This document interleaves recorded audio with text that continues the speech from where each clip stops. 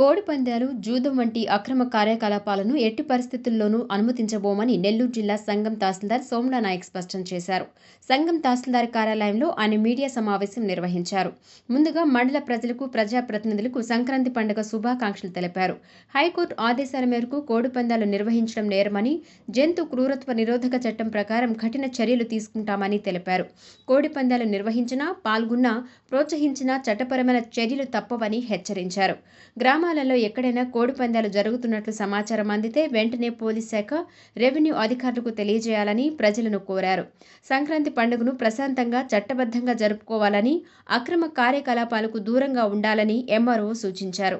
మండలంలో శాంతియుత వాతావరణం కొనసాగేందుకు ప్రజలు సహకరించాలని ఆయన విజ్ఞప్తి చేశారు.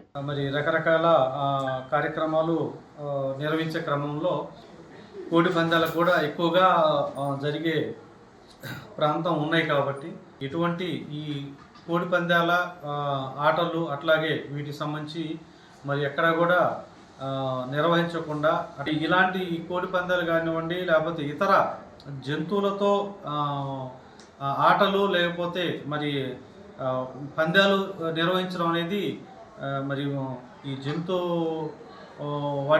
జంతువులకు మరి అలానే ఇబ్బంది పెట్టిన అంటే చట్టరీత్యా నేరంగా మరి గౌరవ హైకోర్టు వారు కూడా ఇచ్చిన ఉత్తర్వుల ప్రకారం కూడా ఎక్కడ కూడా ఇలాంటి కోడి పందాలు నిర్వహించడం అనేది నిషేధం. కాబట్టి దీనికి సంబంధించి కూడా మేము మా సంఘం మండల స్టేషన్ హౌస్ ఆఫీసర్ వారికి కూడా అలానే సిఐ గారికి కూడా ఈ విషయాన్ని మరి తెలియజేస్తూ నివేదిక కూడా ఇచ్చాము.